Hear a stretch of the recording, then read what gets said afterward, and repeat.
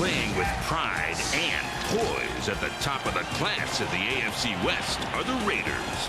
Today, Professor Gruden welcomes the Falcons to his classroom of doom.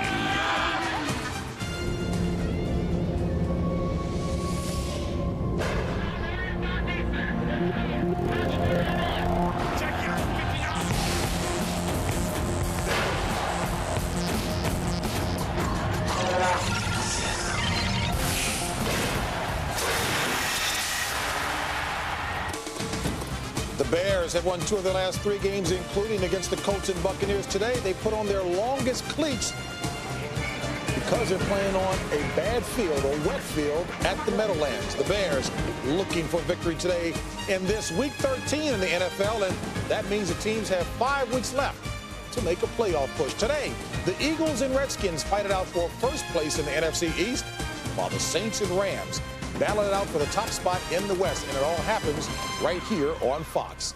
And hello again, everyone. I'm James Brown, and welcome to Fox NFL Sunday. For the first time in its 80-year history, the NFL surpassed the 1 million mark in attendance on 2 consecutive weekends, and league attendance is now on a record pace. The NFL is still the hottest game in town, but the hottest discussion in town centers on that which is taking place in Florida. Let's go to our legal advisor and get some understanding as to what's going on down there. Well, why you want to go to Chris? Because he's a lawyer. Well, I don't care. I certainly have kept up with this as well as anyone.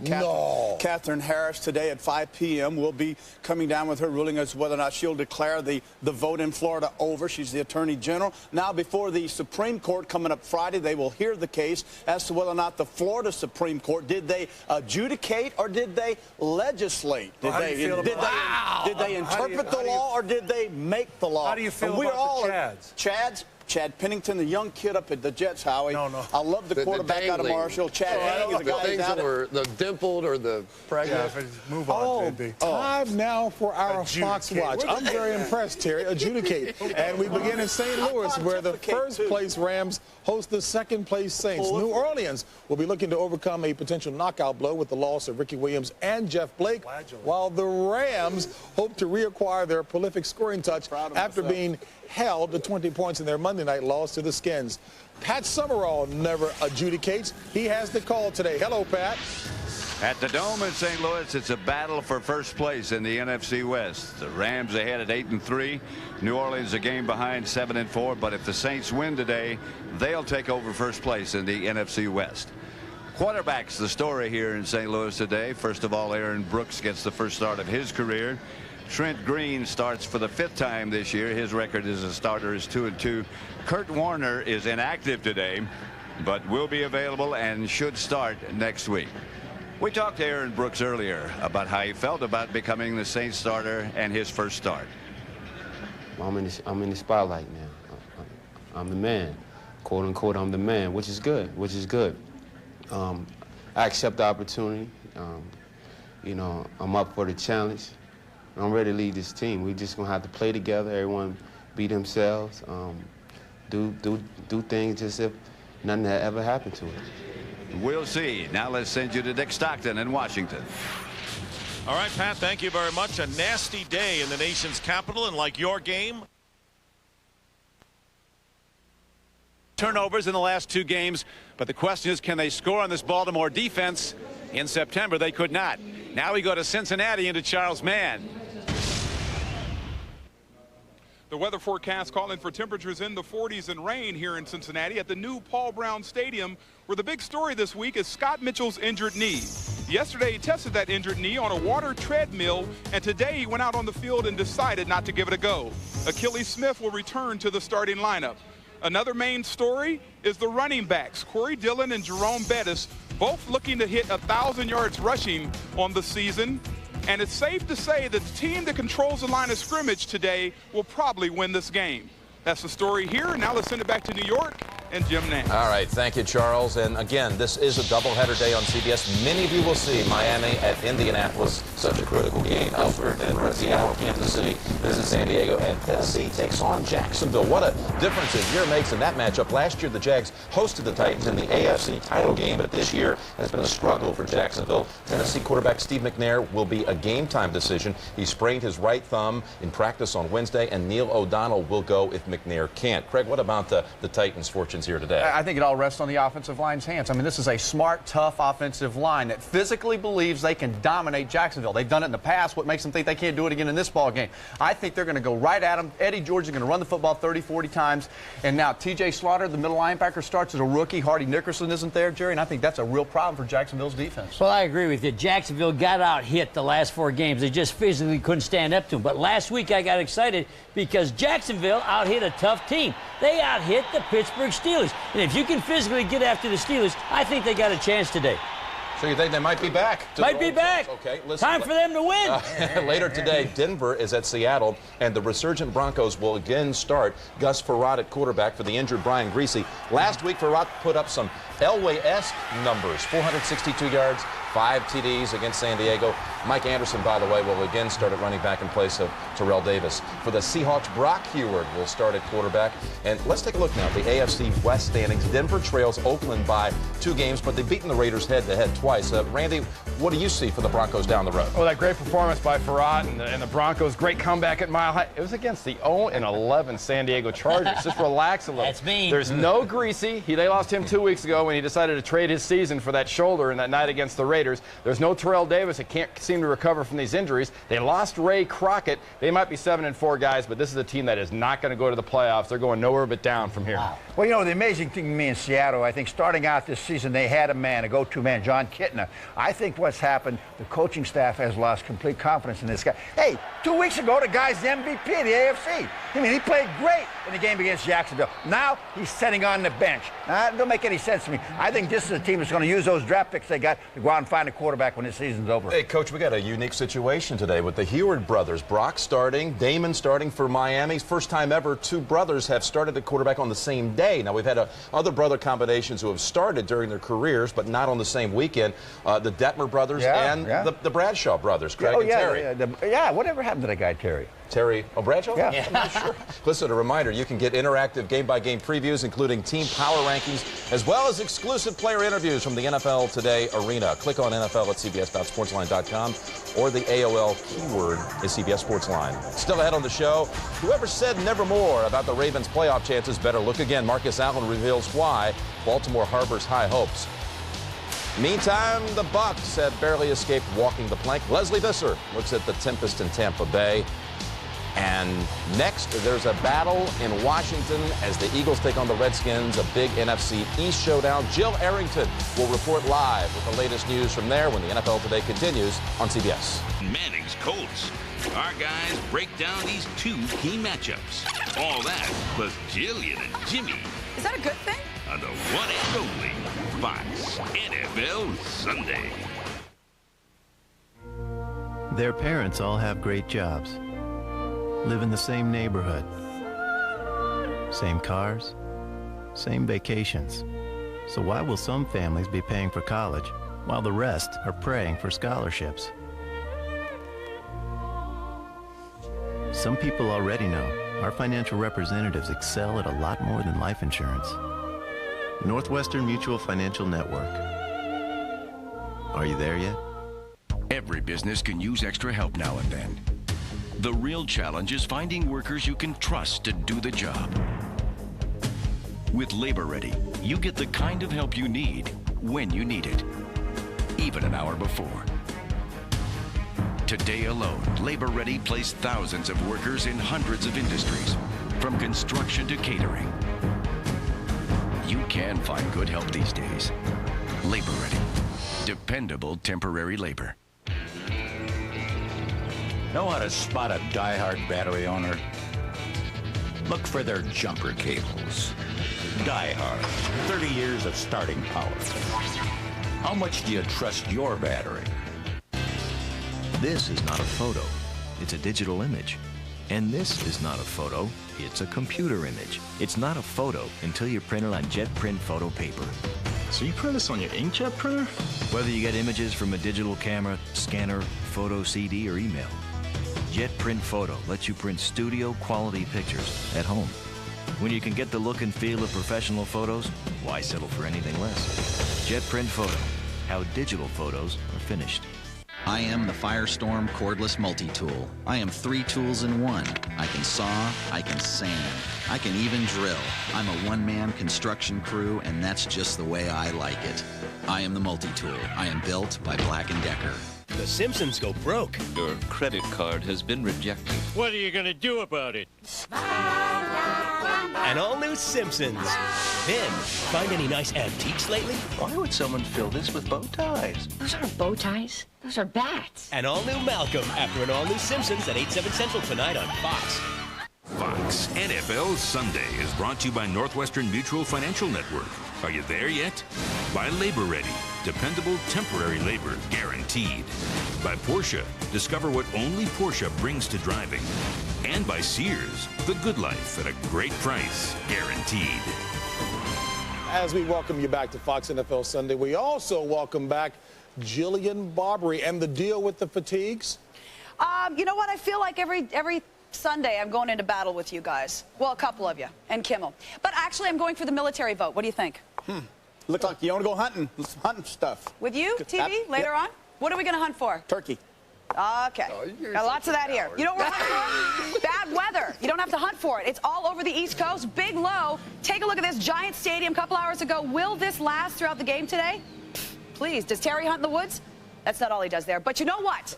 This storm front stretches not only from New England to the Midwest, down into South Florida. It's going to affect all kinds of games. Philly, Washington today, Cleveland, Baltimore, Tennessee, Jacksonville. However, we're going to concentrate on Chicago, at New York, at Giant Stadium. You saw what it looked like a few hours ago. It's going to remain throughout a good portion of the game. Towards the latter end, maybe some thunderstorms, and then the latter end of the game looking much better. Also, the center of the low over the Midwest is going to affect Cincinnati today. The actual low itself is sort of spinning counterclockwise, and it's moving east as it does so. Periods of light rain. Now, the southern end of that storm system stretches into central Florida, and that's where Tampa's going to be under some wet stuff today for the Bills and the Bucks. Temperatures there, not really the concern. The wet grounds will once again be the concern. Winds will be out of the west-northwest, 5 to 10. Conditions, it's a wet one. Now, TB, you're used to playing. You played a lot in the rain. You were one of those quarterbacks, very good in the wet weather. Good in the wet. Oh, there you are. Here I am. Oh, no stranger to the wet balls, that Terry Bradshaw. Not at all.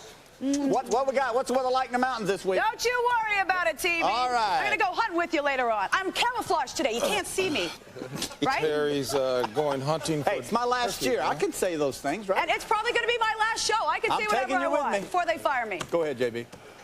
Terry's going hunting for turkey, huh? I'm really glad the conversation didn't get foul. From a wet and cold weather report to a red-hot football forecast. Chris, are you still ¡1 picking games on the other show? I may not. Yeah, I am. You are? HBO, yeah. Guess what? Jimmy Kimmel has actually moved ahead of you percentage-wise when it comes to picks.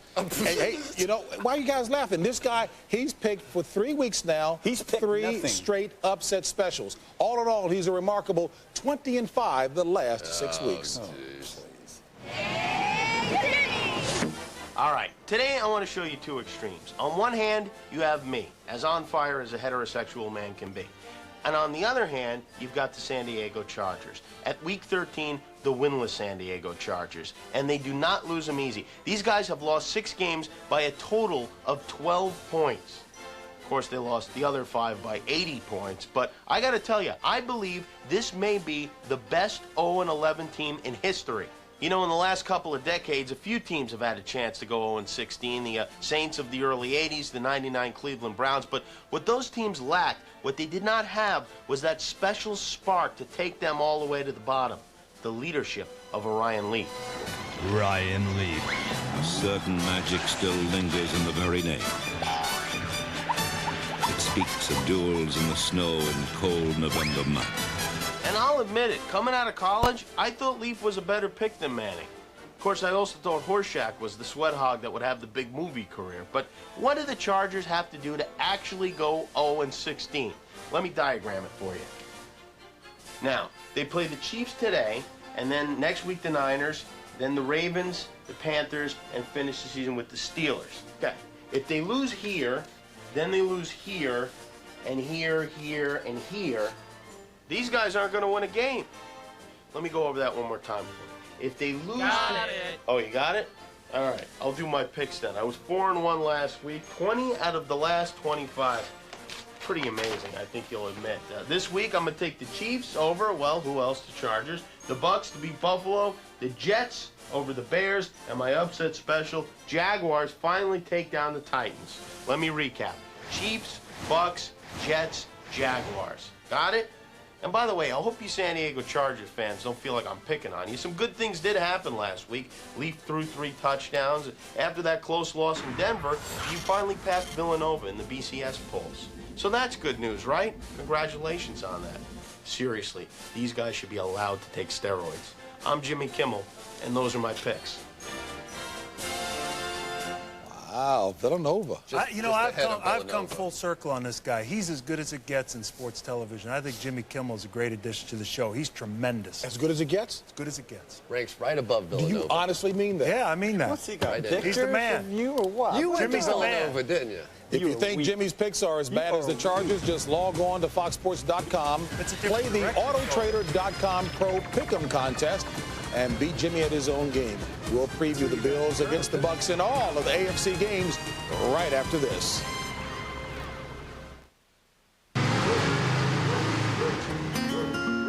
Dad, I missed the bus. Really?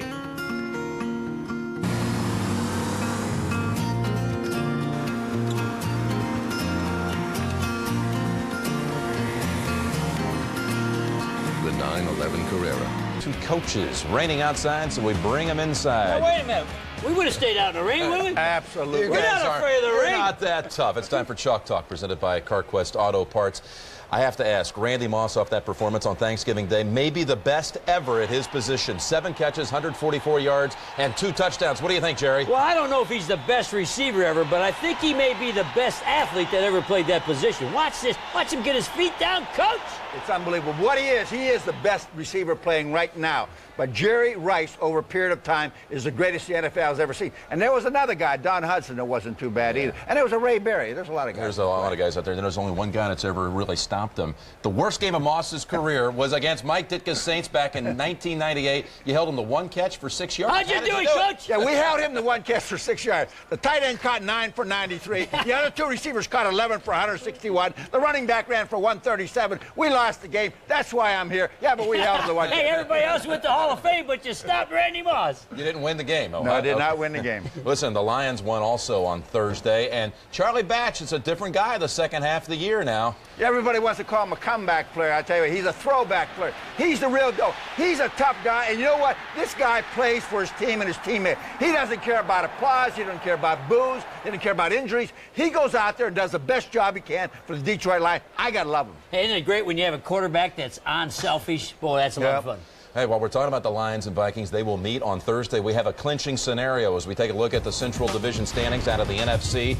If Tampa Bay loses today and then Minnesota wins on Thursday, the Vikings will clinch the NFC Central. Who do you like in that game? Well, Detroit has one advantage. Detroit, I think, Coach, has a better offensive line than the Vikings have a defensive line. But I don't think that adds up for enough points. Minnesota will get too many points. I tell you, Detroit will play their heart out. And reminiscent of a game back in 1985 when the Bears went up to Minnesota and they had a game. They were losing. McMahon threw 3 touchdown passes. Second half. We won that game. That propelled us to the Super Bowl. Maybe Detroit can do the same thing. I remember that game. Those were all in the second half, the McMahon touchdown throws. Listen, the Giants will play the Cardinals tonight. Dave Brown is expected to start at quarterback for Jake Plummer. On Wednesday, Giants head coach Jim Fossil went out on a limb with a prediction and challenged his squad to prove him right. You got the laser, you can put it right on my chest. I'll take full responsibility. I'm raising the stakes right now. This is a poker game. I'm shoving my chips to the middle of the table. I'm raising the ante. Anybody wants in, get in. Anybody wants out, can get out. Okay? This team is going to the playoffs. He says we're going to the playoffs. What do you think of this poker-like strategy? Well, really, I think he's trying to get his team to believe that. He's trying to get his own team to believe that. And I don't think that's a big statement. I think everybody thinks the Giants are going to the playoffs. What I want to do, will he guarantee me they'll win a playoff game against a good team? Well, I'll tell you one thing, Jerry. They are not going to the playoffs unless they start playing smarter and tougher football than they are. You look at the stats from last year. They're better on offense. They're better on defense. And their record's better right now. And everybody's saying this is a soft team. The quarterback story, let's get this one in real quick. Kansas City at San Diego. Warren Moon, at 44 years old, becomes the second oldest starter because Gerbach's out with an injury. Moon goes for the Chiefs today. He formally started for you, Jerry. Well, what Warren Moon has to do, he'll see the blitz. He has to have enough quiet in the stadium to audible and get out of the blitz so he can get away. So the San Diego crowd can be tough on Moon if they make some noise. The sequel to this movie will be Moon under San Diego because he'll be under their football player. They're going to kill him with the blitz, and they're going to prove that a 44-year-old man should be doing something else besides playing quarterback in the NFL. Can Ryan Leaf back up that performance he had last week in the Mile High City? 3 touchdown passes, best he's ever played. Well, no one ever questioned his arm. You know, if his brain's working, his arm will be fine. But sometimes his brain doesn't work. But one thing about San Diego, they've proven all the other quarterbacks cannot play, so they might as well play this guy and find out. Again, that's Kansas City, San Diego later, a game that some will see right here on this doubleheader day on CBS. Thank you, coaches. And still to come, a look at the AFC's wild, wild East, including Craig's visit with the consistently inconsistent New York Jets. We're back in just a moment. Also ahead, it's been an up and down year for the Bucs. Can Keyshawn and company save Tampa's season? And the Ravens have the league's best defense. So why are they afraid of one little word? Marcus Allen reports. The NFL Today is sponsored by Southwest Airlines, proud sponsor of the NFL and official.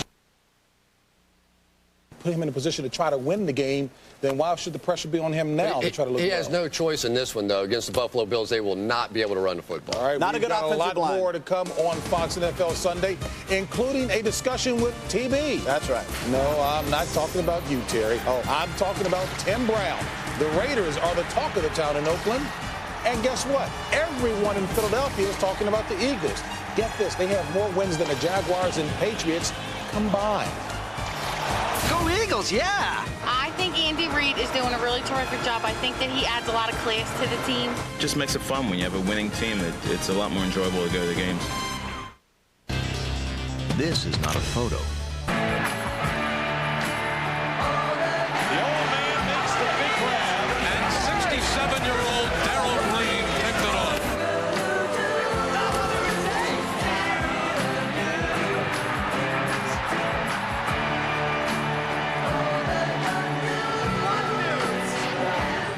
Bradshaw wanted me to underscore the fact that the geriatrics are getting it done in Washington as we welcome you back to Fox NFL Sunday. A victory today by the Redskins will give them a share of first place for the first time since week 1. It's pretty hard to believe considering that Redskins owner Daniel Snyder spends more money on his football team than Vice President Al Gore spends on his legal team. And here's another thing hard for many to believe, Howie, the first place Philadelphia Eagles. Yeah, no doubt one of the big surprises in the NFL this year, JB. And, you know, no stadium, no significant practice facility, no wide receivers to speak of, and no running game. Andy Reid is a guy that doesn't like excuses, and what he is big on, though, is accountability. He holds himself accountable and his players accountable. That's why they're 8-4.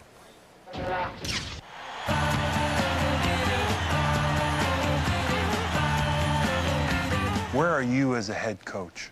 I can out-eat any coach in this National Football. My money's on you. Right now, I think Andy Reid's the coach of the year. All they had to do was beat Dallas. I think he's doing a hell of a good job with the Eagles. How'd you win this town over? Because it seems like you have. I just tried to be myself and shoot them straight, and it's a blue-collar town, and that kind of goes with offensive line mentality, and I've got offensive lineman mentality. And that's your background. Yeah, right. At BYU, Andy met Mike Holmgren. Andy would coach Mike's offensive line and then the quarterbacks in Green Bay. Working with Brett, how much did you take from that situation and how you're handling Donovan? Brett is resilient. He would come off, he'd throw this interception. Mike Holmgren would be going out of his mind, and he'd go, "Coach, I was that close. I was that close." So we go up and play Green Bay. And Brett throws one, he's rolling to our sideline, completely off balance, throws this shot up in the air, and it gets deflected. And he came over, he did the same thing. He goes, "Andy, did you see that? I was that close." Donovan's sitting right here.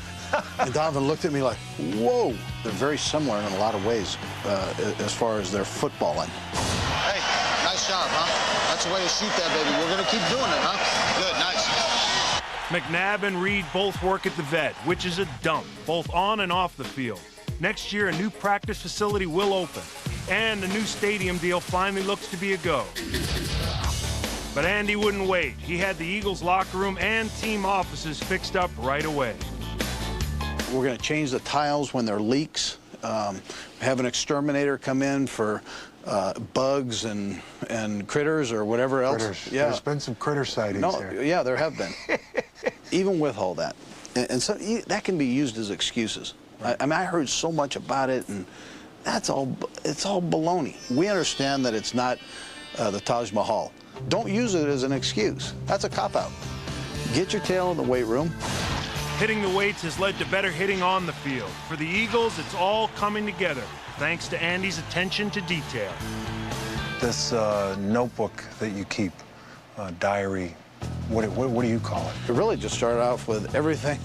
Every note I had, I just put it in this book. Yeah, but now it's turned into War and Peace. Yeah. Well, I hear it's, what, 6 inches? Yeah, no, it started to grow. Yeah. Kind of like my waistline. It started to grow, and I just keep filling it with information. Good job, Reed. Yeah, he's doing a good job. You know, 8-4. That's the record. That's it. What else can you say? They're great right now. We think they're wonderful, and we can't wait for the parade. Hey, I'll tell you what. I'll see you Wednesday. Andy Reid, Coach of the Year. Man, I'm starting to sweat. Jeez. Wow.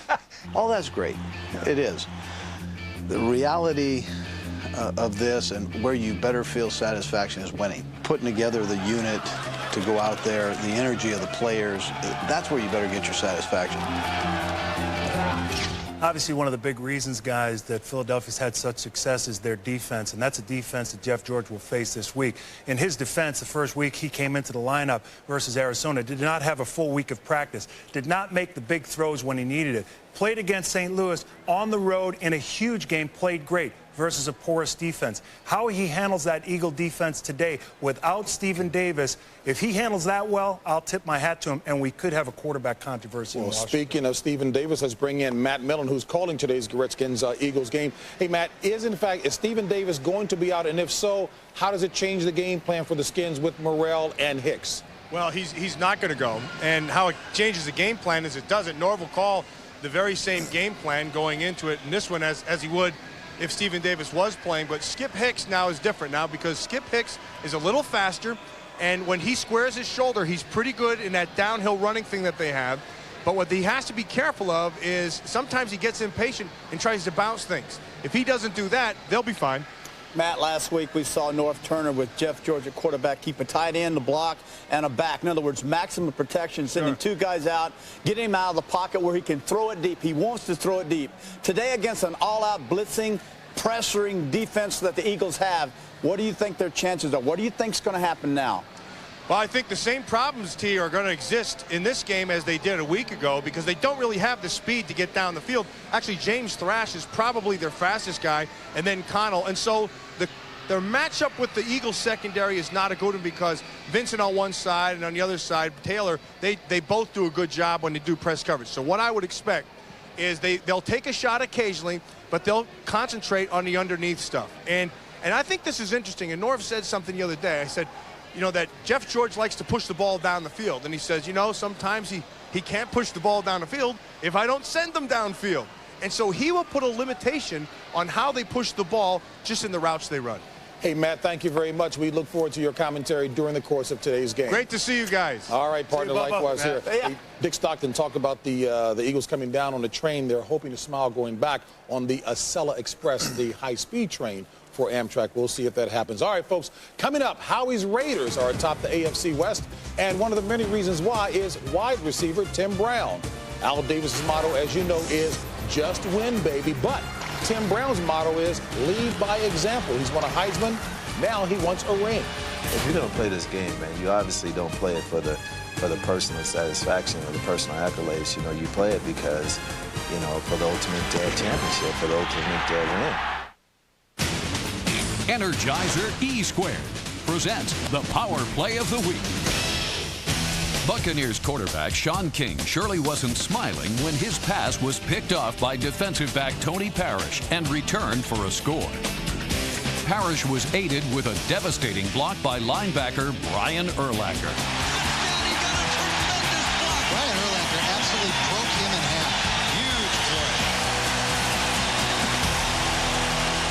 play. 1, 2, 3, go!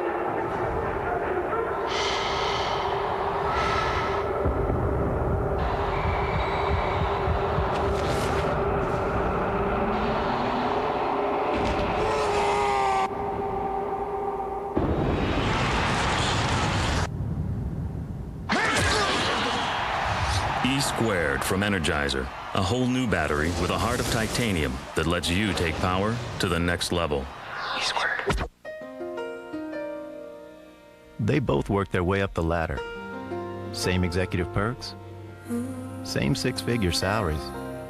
So why does one look forward to early retirement, while the other looks forward to the 15th and the 31st?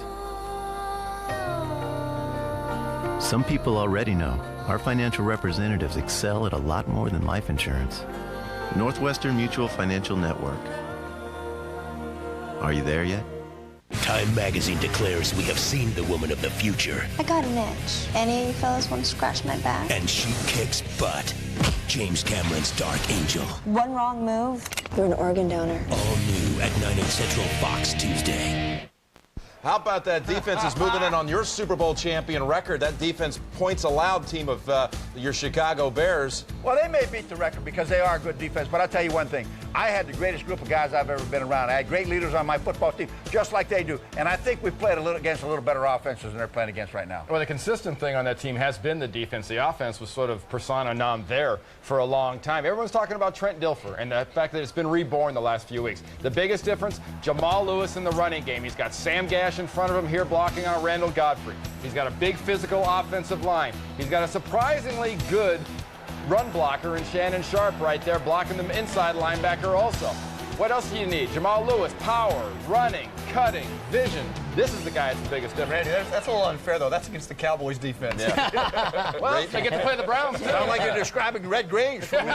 Ravens and Browns today. Some of you will see that. They've already shut out the Browns once this year. It's time now to play I Bet You Didn't Know. First, we're going to check last week's results. How about this? Coach Ditka led the way big time. Yes! 4-1. Jerry, Randy, and Craig, better luck this week, fellas. Season to date, Jerry remains just slightly ahead of Craig, so the belt returns to Coach Glanville. Oh, it's good to get it back. But, Mike, listen, we must take note of your effort and for such a dominating week. That was a one ugly-looking turkey leg, I'm telling you that. Thanksgiving Day leftover. John Madden would even like that song.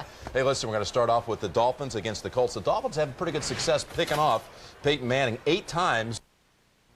Mutual Financial Network, What's Your Game Plan segment.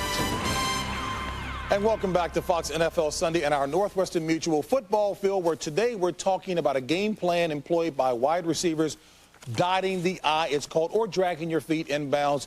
Outstanding examples of that on Thanksgiving Day. Take a look at the premier receiver in the league, number 84, Randy Moss, going to the back of the end zone. Great presence of mind to keep his feet inbounds while hauling in the pass. His teammate, Chris Walsh, superb job along the sidelines. Watch the right foot as he comes out and dots the I. Now, I know Big Boy may say this is much ado about nothing, but actually there's a good leader on that squad. Well, I think so. Randy Moss's athleticism, he might be also with the premier wide receiver, the premier athlete in professional football. But I think it's Chris Carter who dictates the tempo and the work ethic and the technique of that wide receiver group. And who better to talk about athleticism and the ballet that is playing the wide receiver position than Jillian Barbary, all right, up from the practice squad. You know what? Hand up. Hi, Jillian. Thank you very much. You know what? Right, there we go. Now we got it going. Right. Your turn. Come on.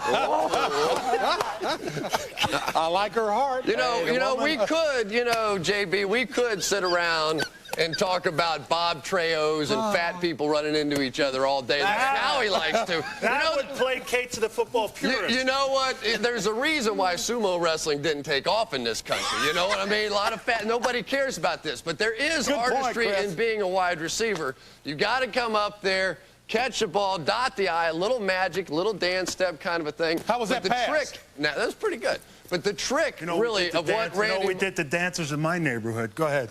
You had a lot of dancers in your neighborhood, didn't you? But the trick is what Randy Moss is now doing before he dots the I. He's taken this to a Chris Carter sort of level right now. He came up on that last route, running up here. He comes in and doesn't push, but he leans and makes separation. See, you thought you could get me throwing one of those rocket shots over there. I just caught it, just no problem at all. But that's what makes him great. Now he's getting the little subtleties going, and that's the reason I think he's the best player in football right now. Did you think Don Maynard was great at that, and he's a Hall of Famer? Best route in football? Crossing route. Crossing route? Yeah. Set you up with did you talk to a guy this week who runs a crossing route? Of course I talk to a guy. I talk to a guy every week because nobody will talk to people but me. I'm the only one out there that likes to travel. If the Oakland Raiders make it to the playoffs, it's going to be because of number 81, Tim Brown. Brown still on his feet all the way down to the 1-yard line. He's got it. Inside the 5. For a touchdown. You've had such a great career here with the Raiders, Tim. You know what, and I'm going to hurt your feelings a little bit, but this is kind of where the situation of the Raiders, it seems, to America, basically. I talked to my mother this morning from the airport in L.A., and she said, "Baby, where are you going?" I said, "I'm going up to Oakland to interview Tim Brown." She said, "Well, who is he, sweetie?" And I said, "He's one of the greatest receivers to ever play the National Football League." And she said, "Well, tell him hi." When people, even in Dallas, when I go back home, you know, people look at me and go, "Hey, did I go to high school with you? You know, who are you? You know, oh, you play with the Raiders. How long you been playing?" You know, I'm here with a team that, you know, really doesn't believe in marketing their players. You know, it's all about the Raiders and not about the players. Tim, when I played in the 70s, the Raiders and the Steelers, I hated playing against them. I hated them.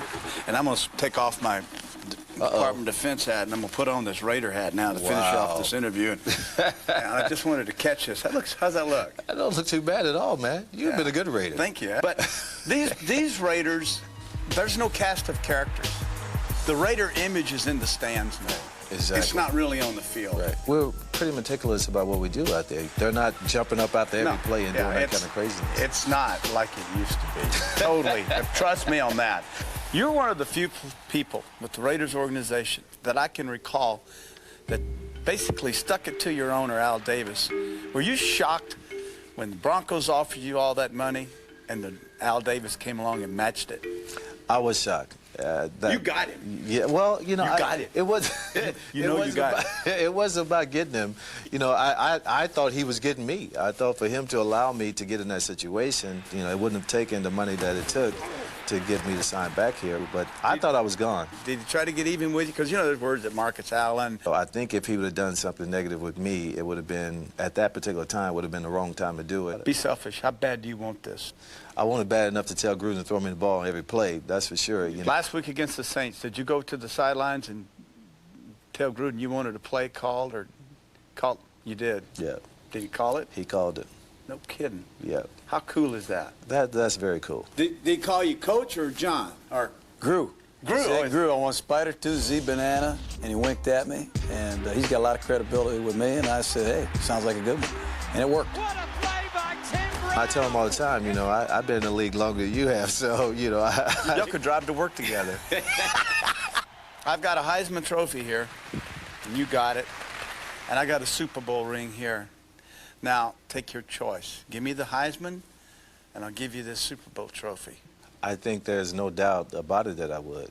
You know, I think. And then buy the Heisman. Then buy the Heisman later. You know, you know, but obviously you want to have both. But it's the ultimate, Terry. I mean, you have to long for that doggone trophy because what I want so bad is to have that team award. So much about the Oakland Raiders. That's amazing. They're 9-2, tied with the Tennessee Titans at 9-2. They went out, possibly get home field advantage throughout the playoffs, which they haven't been in since 1993. And it's hard to believe, guys, that they are not going to sell this stadium out again. You've got a team that's 9-2 and Al Davis, a football team that cannot sell out a football stadium. I am perhaps one of the few people that like Al Davis. He took care of me. He was concerned when I retired. He asked if I needed money. Soft spot in my heart for Al Davis. Now, I know you don't feel that way. Al Davis spoke with you? Davis. He spoke with me as well. And he wouldn't shake your hand when you went there? I didn't see him. that it? That all you got? No, go ahead. That all you got? Well, let's talk stadium. about the Raiders' defense a little bit. I want to correct something that my esteemed colleague Scarecrow here brought up a few weeks ago. He said the Raiders' defensive front, cannot get to the quarterback. 98 knockdowns, and they have knocked 6 of 11 quarterbacks out of the football game. What are you, the spin doctor here? No, I'm not the spin doctor. I should work on one of those campaigns, though. I'm pretty good at it. 98. Rich Gannon is not a quarterback that impresses you with athleticism, his arm. All the guy does is win. They draft a kicker in the first round, a punter in the 5th round, and they've got great productivity out of them. John Gruden has brought this team from behind 8 times. Oh, stop. They got 98 knockdowns. Well, they got nice socks, too. Who cares about the number of knockdowns? They get knocked down on every play. Oftentimes, the coverage dictates the pass rush. This is one of the soft worst zone in the back, sacking you get a lot of teams short in the NFL, and that's why they are 28th against the pass, despite what the spin doctor says. Final thoughts are up next. But right now, let's listen in to Aaron Brooks, the quarterback of the Saints, and Brian Cox, the linebacker for the Jets. Man, it's been a long time waiting, Jay. It's been a long time. It's here on them. It's here. Anytime, get your popcorn, your old red box, and your coat, baby. It's going to be a show today.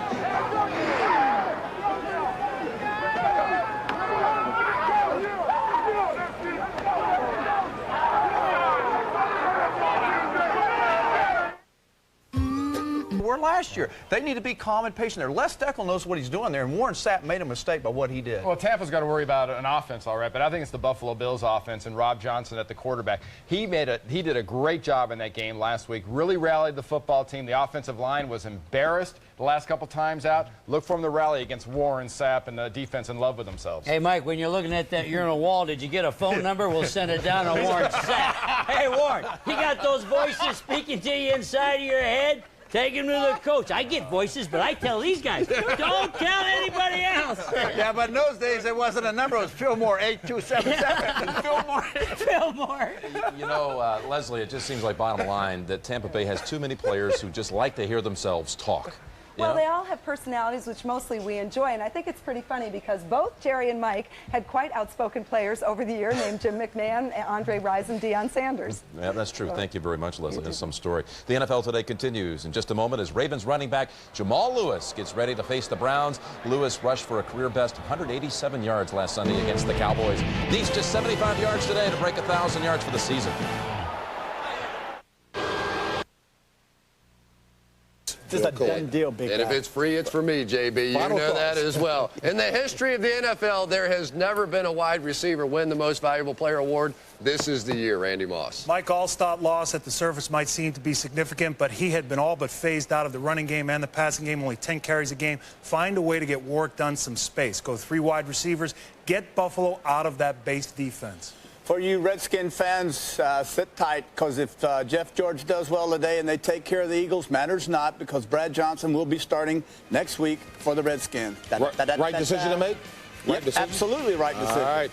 Now, for those of you getting the late game between Atlanta and Oakland, these guys will continue their intense discussion after this early game, folks. We'll see you at halftime.